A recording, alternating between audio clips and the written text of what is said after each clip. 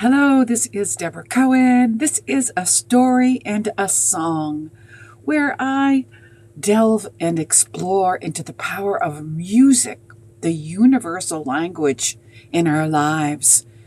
And on a spiritual level, it is profound. Looking at the liturgical history in Judaism, of course, Christianity has its roots in Judaism. Therefore, this would be interesting to people that what can I say? People that are drawn to this spiritual element of life. It's a choice, yes, but there's also a drawing us in. After all, I was in a rock band in the 80s, and I was not even aware of any drawing from the spirit. I just wanted to rock and roll. But life happens to us, and at different times in our lives, we are all called or drawn closer to the Spirit. And it's our choice whether we choose to say, Hineni, here I am, or think, well, whatever that was. In God in His mercy, will keep calling you because He's looking for us all. After all, the Creator of the universe created each one of us. Okay, enough of that. But today, in part 2, I'm exploring the Tiberias chant because personally, I don't know why, but I am innately drawn, like that word drawn to the sound of a Yerushalmi chant. When I hear a chazan or a cantor chant in that Middle Eastern sound, the actually Yemeni chant sounds quite similar, so does Iraqi, but the Jerusalem chant, I have wanted to learn this for years in studying Hebrew, and I'm still very elementary in my Hebrew, but I haven't been able to find a teacher yet. A lot of it in the past in my search has been because I'm not the right gender. Women, as we discussed last week, if you listen to part 1, women's voices were considered, I forget what the word was, but, not seductive in the church or the synagogue, but I'll have to go back and look at my notes and tell you after this brief message. So prepare to stick around for 30-ish minutes, and we'll talk about the Tiberias chant. A Story and a Song podcast by Debra Cohen. Interfaith Music. Every Sunday, 11:30 a.m. Eastern Time. Books. Music. Singing for life. How songs elevate in praise. Deeper mysteries of the soul. For all creation. It's the golden age of praise. Singing from your heart and your soul. Music, stories, and merch, of course, on Amazon. A story and a song about life.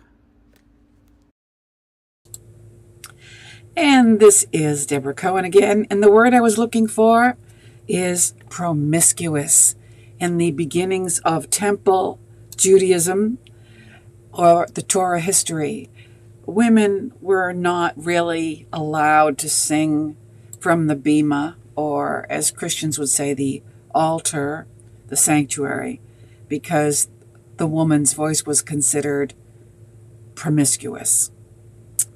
Well, I guess it could be because, as I mentioned last week, there are women that are up at the, not so much the bima, but I've seen, churches where the women are inappropriately dressed to lead worship. Because after all, if you're exposing certain parts of your body, then you're distracting people that have a weakness in that area. All right, but without further ado, let's have a sip of Java or whatever your sip is. And let's talk about the Tiberias System of Cantillation. And I got this from liturgica.com. So if this piques your curiosity and you want to know more about it, you can go to that website. All ancient cultures, Rabbinic Judaism among them, preferred to chant their sacred texts rather than to recite them.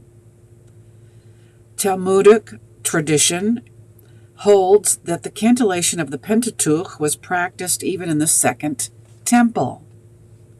But by the way, if you don't know what cantillations, it's, singing to a learned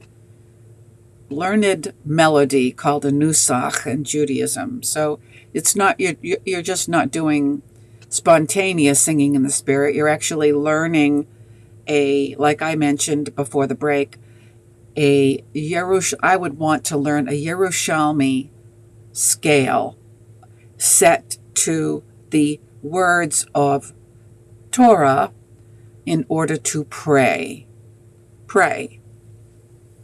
Praying and singing. Yes, that's my thing. That's my bag.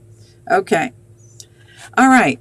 But various cantillation methods were crystallized only slowly during a period of over 800 years. The liturgical recitation of Scripture in the synagogue service demanded the setting of norms for the proper chanting of the text. Like I said, you don't just wing it. There's actually a learned nusach, or form, you could say, if you don't know what nusach is. The scrolls used for liturgical reading contained only an unpunctuated and unvocalized text, so that the slightest change of a vowel or a misunderstanding of the proper division of the verse could introduce a new and unwelcome meaning to the reading. On the other hand, marking the scrolls with any additional signs was forbidden. Thus, the right interpretation of the text had to be transmitted orally for many centuries. The invention of the codex, the bound book, introduced a change, because as I was talking before, we're saying when they use scrolls, where the written word was written on a scroll, but along comes the bound book, in that it became permissible to copy the sacred text into the codex with additional signs to aid the reader. One could not chant from the codex in public, but one could study the proper interpretation of the text from the bound book and memorize the signs in the codex before chanting them from the Torah scroll during services, or it might be a half-Torah scroll as well. From the 7th to the 9th century CE, various schools of grammarians in Babylonia and Palestine attempted to build a coherent system of symbols for the entire text of the Bible. These attempts culminated during the 9th century in the development of the most sophisticated system of the Jesuitic school of Tiberias. And if you don't know where Tiberias is, it's in Israel. The grammarians of this school defined 4 objectives for their system. 4. 1. To provide the text with proper vocalization. 2. To indicate to the reader what syllable to accentuate. 3. To divide and subdivide the verses according to syntactical and grammatical considerations. And 4. To indicate the desired musical patterns of the traditional chant. And I would like my traditional chant to be Yerushalmi. I like Turkish too, by the way. Okay. So, these goals were achieved by furnishing the biblical text with the double system of nikud and te'amim. The nikud signs were written above, below, and inside the letters to indicate the vowels and the special pronunciation of some of the consonants. The te'amim signs were usually placed above or below the accented syllables, and they further divided and subdivided the verses, indicating the desired musical motives to which the text was to be chanted. The names and some of the graphical shapes of the te'amim were derived from hand motions known as chironomy. I'll see the gabbai in my synagogue standing at the bima, and the Torah reader is up there, and he's doing these hand movements. It looks like sign language, but it's actually for the person singing or chanting the Torah to cue them as to when to stop, go, and how to go up and down vocally and all that, which is really cool to watch. Okay. And actually, as it says, chironomy, chironomy, which was used by prompters, or the gabbai, to remind the reader of the appropriate musical patterns. The original Tiberias signs have been preserved in a few excellent manuscripts, codices of the 10th and 11th centuries, whence new editions of the Hebrew Bible are derived. Now, I know this is very complex, and if you're not interested in chanting the Torah or the Haftorah in Hebrew, this probably wouldn't be of any interest to you.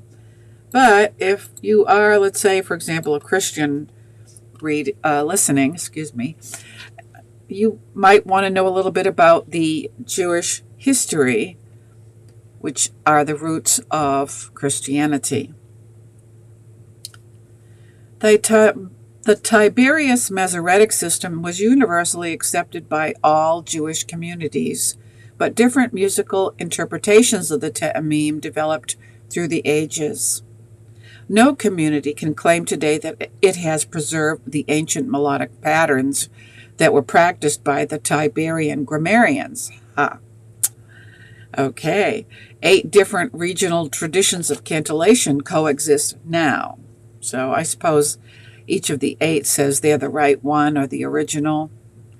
Some of them, like the Yemenite, I love the Yemenite tradition, antedate the Tiberias system and ignore some of its components. Others, such as the Eastern European Ashkenazi tradition, follow the signs meticulously.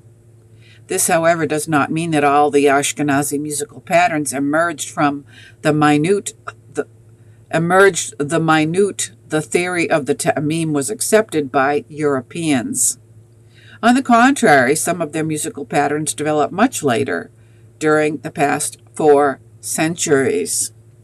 Selah, as I take a sip.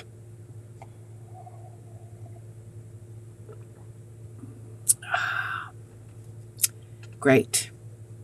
Within the 8th regional traditions, one can further identify more specific local styles of cantillations belonging to the various countries or districts of the region. So this is what I was saying in the beginning. I have an innate desire to learn the cantillations from Yerushalmi, or Yemeni, or maybe Turkish. And why is that? In addition, each of these traditions uses different musical systems for the various books of the Bible. Thus, for instance, the Eastern European Ashkenazi tradition, which is practiced in most synagogues in the United States, consists of 6 different musical systems. 1. Regular reading of the Pentateuch. 2. High holiday reading of the Pentateuch. 3. The Prophets. 4. The Scroll of Esther. 5. The Scrolls of Ruth, Song of Songs, and Ecclesiastes. And 6. The Scroll of Lamentations. Since the liturgical reading of Scripture requires much knowledge and preparation, it is relegated in most Jewish communities to a professional reader called a Baal Kariah, literally a master of reading. Baal Kariah.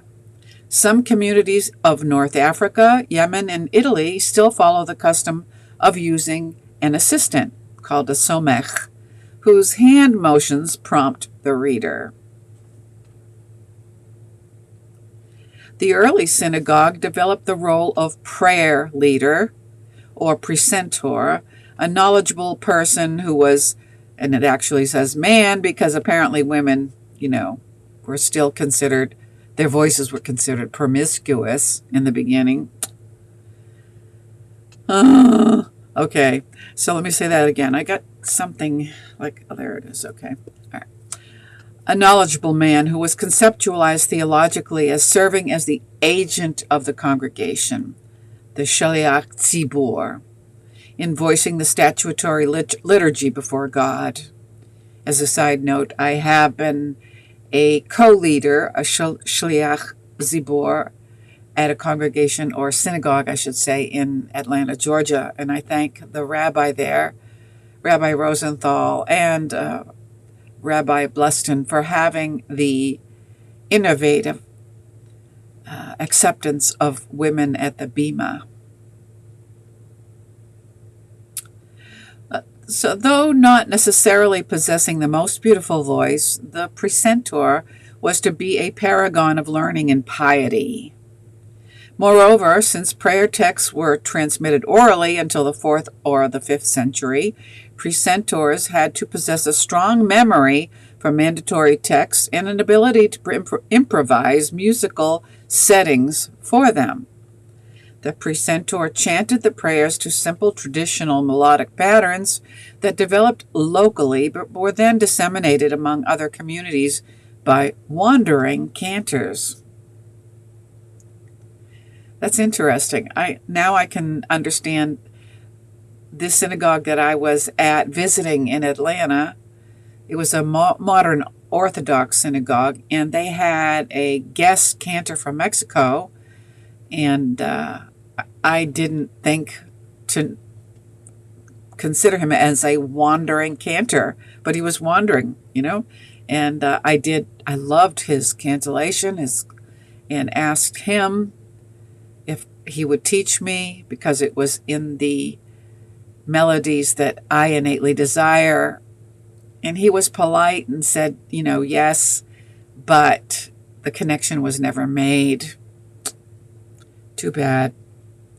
Okay. Let me open my ears a little bit. When the professional cantor emerged as primarily a singer is not clear, though the rise of the specialized piyut may have been the primary factor, in that the piyut, being complex poetry, required specialized education on the part of anyone charged with chanting it. Then again, the distinctions in musical ability have always been the norm. Various passages of the Talmud require 2 precentors for the morning services, and it seems that the second one was usually the better singer. Nowadays, in the synagogues I've been in, it seems like the better voices is not a prerequisite for leading a service, and I just don't understand why not. Placing the better singer after a non-professional remains the custom today in most traditional Jewish communities, which still differentiate the lay precentor, or the Baal HaTefilah, the master of prayer, from a professional or semi-professional cantor, or chazan. Whenever it was that the post of cantor developed into a primary musical role, good cantors were in great demand, and they went from community to community, shaping regional repertoires of melodies and melodic fragments that eventually crystallized into fixed patterns that individual communities viewed as sacred and obligatory. Early forms of such chants were preserved in all Jewish communities, but we can never be certain about the antiquity of any particular chant. Simple tunes may be ancient, or they may be later simplifications of more complicated chants. The synagogal chant repertoires are known as the collective noun, or nusach, which I mentioned earlier. It serves today as the entire repertory for the lay precentor, but as the mere basis for the liturgical recitative of the professional cantor, whose liturgical art is called chazanut. It makes use of traditional melodic patterns, some of them fixed, others flexible or modular, in order to create an artistic musical expression of the form or content of the prayer. Particularly prominent in the Ashkenazi tradition, liturgical recitative involves some improvisation and artistic freedom. Yet at its best, it is firmly bound to traditional melodic formulas that in turn are connected to the liturgical function of the prayer and its calendrical setting. Well, we're talking about some big words here. And if you are trying to digest this as I'm reading, kudos to you, because this is complex understanding of what is expected of today's Chazan. Now, there are two types today in 2025. There is the cantor, and who has gone to college to be a cantor, rabbinic school, or there is the cantorial soloist, which I am a cantorial soloist. I learn more by ear and sheet music and have a layperson's background of Torah knowledge. In the Sephardi tradition, which my ear is for Sephardic, so here we go. But I'm in an Ashkenazi-based synagogue, so this is a future desire to be able to utilize the melodies that I hear from my foremothers. I won't say foremothers because it was forefathers. Foremothers weren't singing back then in the synagogue. I'm still looking for my hamakom, my place in the Sephardic sounding synagogue. In the Sephardi tradition, cantors tended to emphasize diction and accurate Hebrew pronunciation rather than vocal embellishment, where such ornamentation developed into chazanut. However, as in the Ashkenazi synagogue, ambivalent feelings developed toward cantorial artistry. Yes, that is true today. At its best, chazanut expresses sublimely religious sensitivity, even if the style is suspected of deteriorating into a display of cantonal vanity and of opening the back door through which foreign melodies may infiltrate sacred worship, which is the case in Christianity. There's a lot of songs at the altar in the church that are written by popular Christian music artists, but they may not be adhering to the commandments. Let's just say it that way. Severe criticisms of chazanut abound in the rabbinic literature of many countries and various periods from the 9th century to this day. So in this Part 2 series, we're trying to understand and piece together this whole teaching through these episodes that are based on biblical music from the temple period in Judaism, of the Torah and the Haftorah.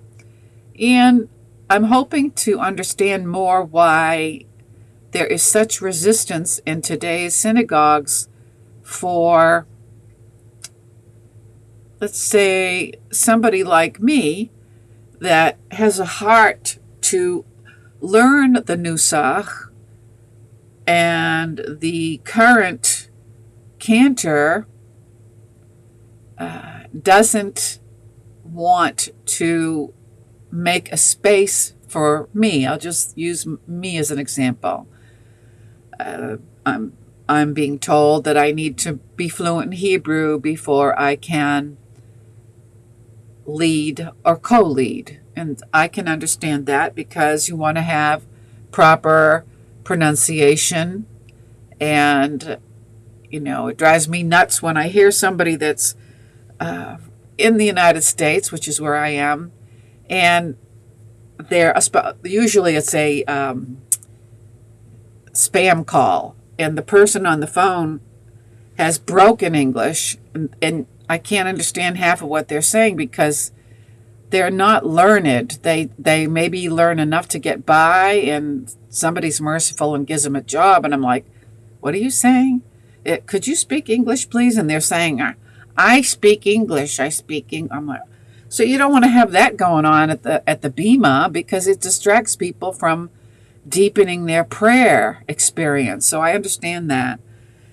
So I need to learn the Nusach, and I thank God for Joey Weisenberg, who, collectively speaking, has created his website and a book, which I highly recommend to people, particularly in the Jewish synagogues, want or have a desire to learn the Nusach, or the forms of musical prayer in the synagogue.